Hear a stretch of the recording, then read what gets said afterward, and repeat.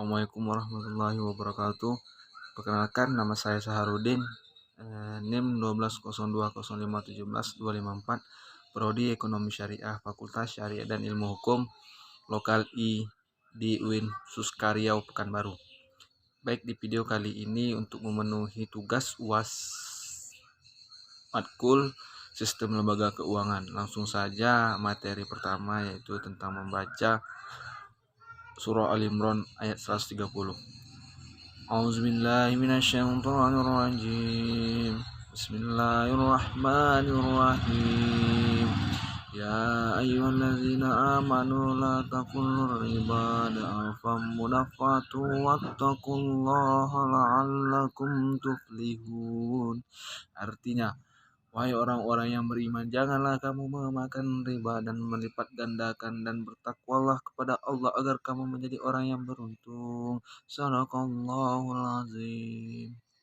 Baiklah, di sini saya akan melanjutkan materi, yaitu tentang surah Al-Baqarah ayat 275 sampai dengan 278 yang berbunyi, Bismillahirrahmanirrahim. Allazina yakuluna riba ala yakumunna ila kama yakumul lazi yatahabbatu syaitanu minal mazzalika bi annahum qalu innamal ma'i'u mislur riba wa ahalallahu ba'a wa harramar riba faman ja'ahu mau'izatum min rabbihi fantaha fallahu ma'asalaf wa amruhu ilallah wa man adam faulaika ashabun narhum fiha khalidun. Artinya, orang-orang yang memakan riba tidak dapat berdiri melainkan seperti berdirinya orang yang kemasukan setan karena gila. Yang demikian itu karena mereka berkata bahwa jual beli sama dengan riba, padahal Allah telah menghalalkan jual beli dan mengharamkan riba. Barang siapa mendapat peringatan dari Tuhannya, ialah dia berhenti, maka apa yang telah diperolehnya dahulu menjadi miliknya, dan urusannya terserah kepada Allah. Barang siapa mengulangi, maka mereka itu penghuni neraka, mereka kekal di dalamnya.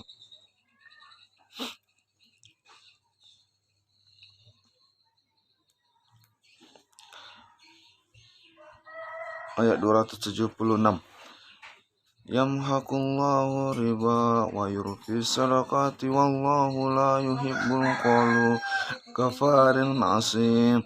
Artinya, Allah memusnahkan riba dan menyuburkan sedekah. Allah tidak menyukai setiap orang-orang yang setiap dalam kekafiran dan bergeliming dosa. Bismillahirrahmanirrahim. Innal ladzina amanu wa 'amilus solihati wa aqamus sholata wa atuz zakata lahum ajrun inda rabbihim wala khaufun 'alaihim wala hum yahzunun. Artinya, sesungguhnya orang-orang yang beriman mengerjakan kebajikan, melaksanakan sholat dan menunaikan zakat, mereka mendapat pahala yang sisinya Tuhannya. Tidak ada rasa takut pada mereka dan mereka tidak bersedih hati. Bismillahirrahmanirrahim. Ya ayyuhallazina amanu taqullaha wazzaru ma baqiya minar riba in kuntum mu'minin. Artinya, wahai orang-orang yang beriman, bertakwalah kepada Allah, tinggalkanlah sisa riba yang belum dipungut jika kamu orang beriman. Shadaqallahul azim. Baik, di sini saya akan melanjutkan tentang surah An-Nisa ayat 29 yang berbunyi, Bismillahirrahmanirrahim. Ya ayyuhallazina amanu la taqulu amwalukum bainakum bil batili ila an takunu tijaratu antarat dimunakum wala taqsulu anfusakum innallahu kana bikum rahim.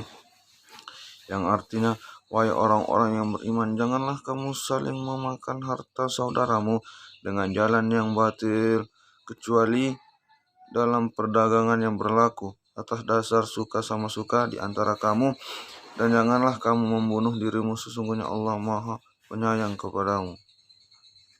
Nah, di sini saya akan membacakan surah At-Taubah ayat 60 yang berbunyi, Bismillahirrahmanirrahim. Innama shadaqati lil fuqari wa anfusakum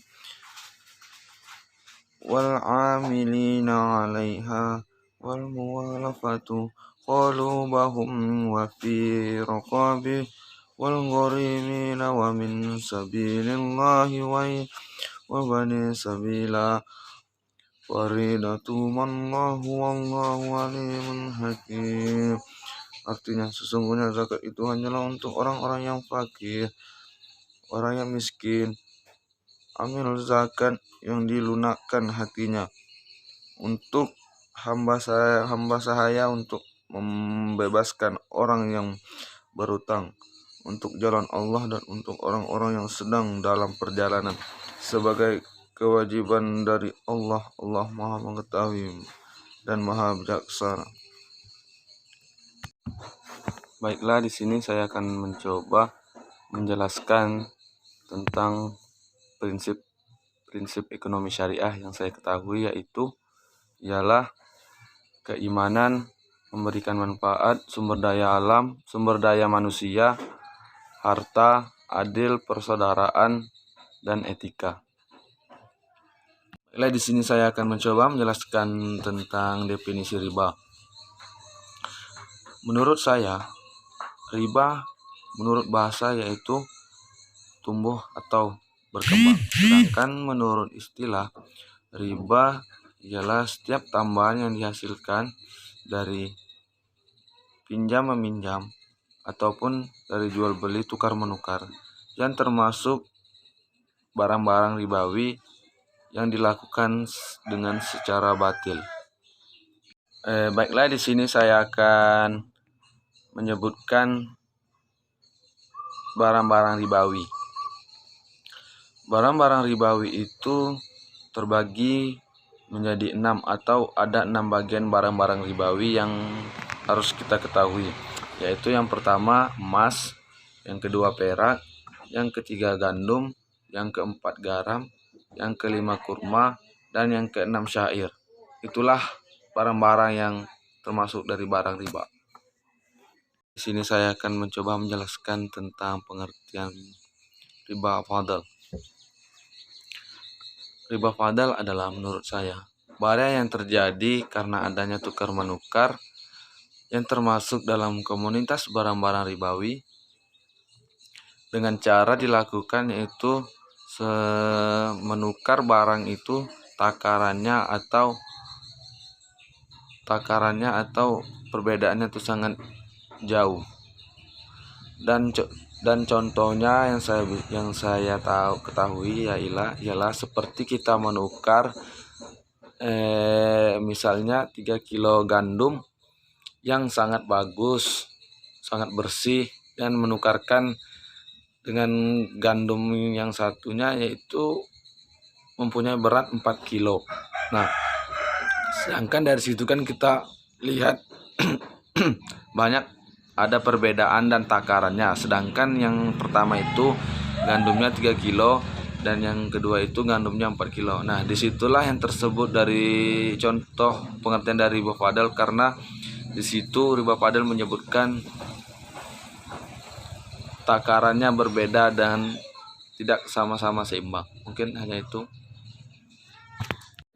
Di sini saya akan menjelaskan tentang riba nasiah. Menurut saya, riba nasiah itu ketika barang-barang yang termasuk dari komunitas barang ribawi yang tidak diserah terimakan ketika akad berlangsung. Adapun contohnya yaitu misalnya ada sebuah orang pergi ke toko emas dan membeli suatu emas dengan berat 5 gram dan si penjual memberikan tempo atau memberikan keringanan untuk membayar 5 gram emas tersebut di bulan depan. Nah, Itulah dari contoh termasuk dari riba nasiah. Mengapa saya sebutkan dari contoh riba nasiah? Karena ketika kita membeli emas, ketika si penjual itu memberikan tempo untuk 1 bulan untuk membayarkan, dan belum tentu harga emas itu di bulan ke depan itu harganya sama. Maka disitulah ada setiap perbedaan dan disebutkan dari riba nasiah. Sekian, terima kasih. Mungkin hanya itu penjelasan dari saya. Assalamualaikum warahmatullahi wabarakatuh.